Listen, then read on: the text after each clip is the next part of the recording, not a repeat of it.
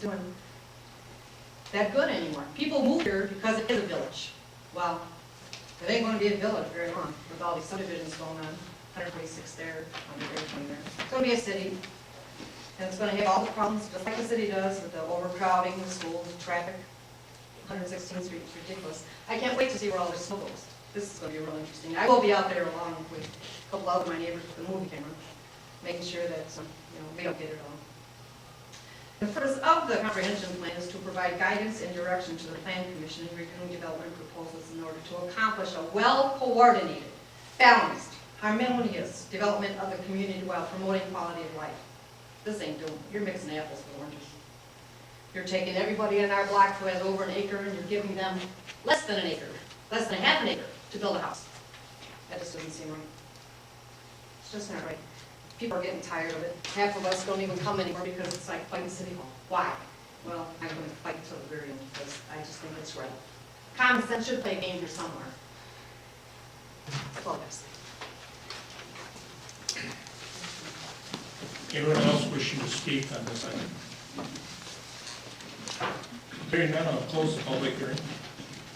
Want the board comment or question? Mike? First comment I want to make is I did talk to one of the residents, talked to her last night. We're 120th curves.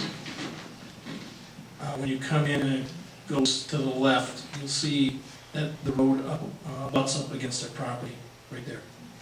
The questions were asked, that is that gutter all the way through, and is the gutter away from their lot line where the plowing and they won't be dumping snow into their land coming from the cul-de-sac headed north? Is there a complete gutter all the way around to prevent either dirt bikes, ATVs going into their wooded area there? They have some concerns with the corner there. I guess I'd like that addressed. Well, the curb and gutter is required in village subdivisions. The reason for the curb and gutter, though, is to manage stormwater off the street. It wouldn't deter access for a dirt bike or somebody to go over the curb. A car could go over the curb, so I recommend that someone's concerned about vehicles going into the property that they would fence the property on.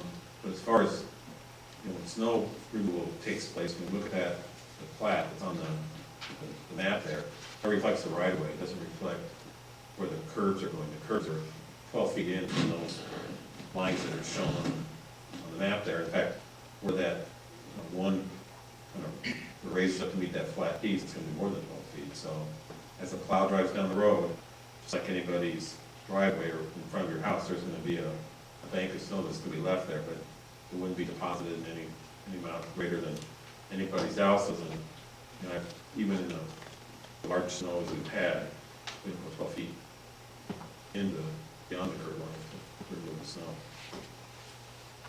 Thank you. Mike? Gene, Mr. Renzulli's comment about maybe temporarily opening up the southern end of the cul-de-sac, is that at all feasible or possible? We'd have to get an agreement from Parade Trails East subdivision, who is on a plat stage right now, so they would have to agree to that.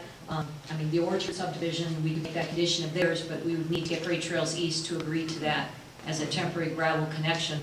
And then, obviously, the Orchard would have to pay to have gravel installed as a temporary connection, which is not common, but again, we would have to get the agreement of Parade Trails East, so we'd have to have that discussion with them.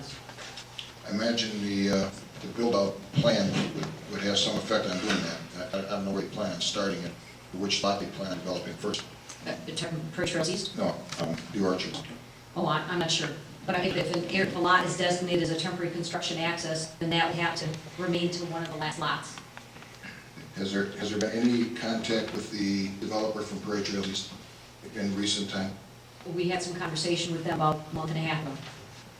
Anything that we can...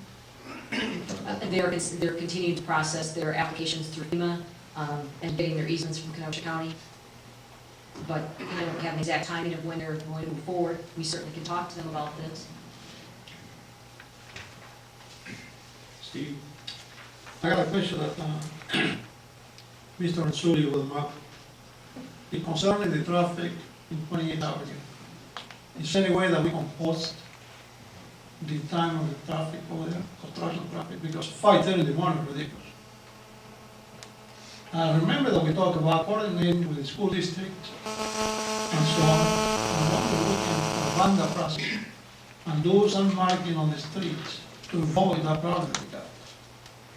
One of the things we recommend, and if the board was to adopt Mr. Randulli's recommendation as part of the final plat for the orchard, and if a lot was to be set aside for construction access in the orchard as well as Prairie Trails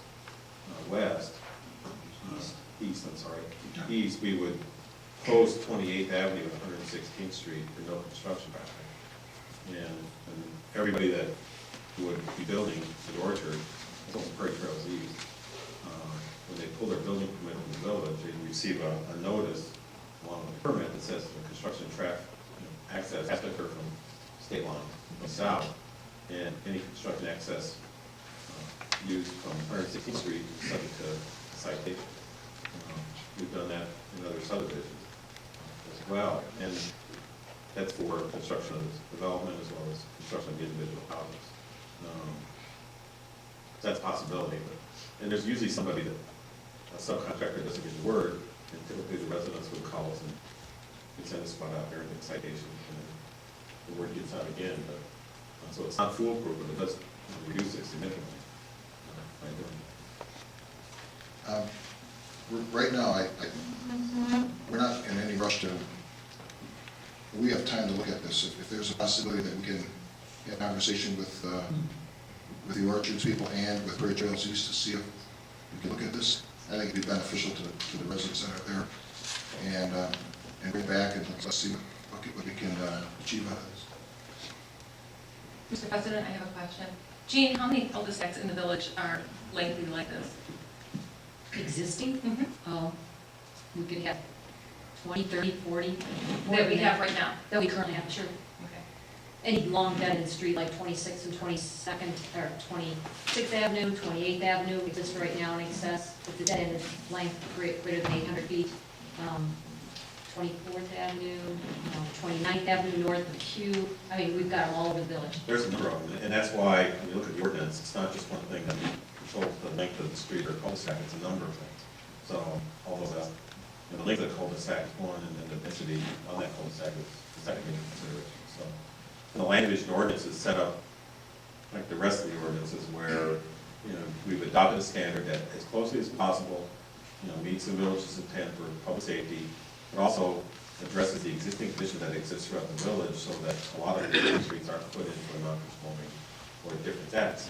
And the village was developed, over 150 years, and there's some situations that if everybody would have been thinking 150 years ago, maybe we wouldn't have done things we did, but we have to live with some of those things. So the ordinance does the best it can to set some standards that we already have.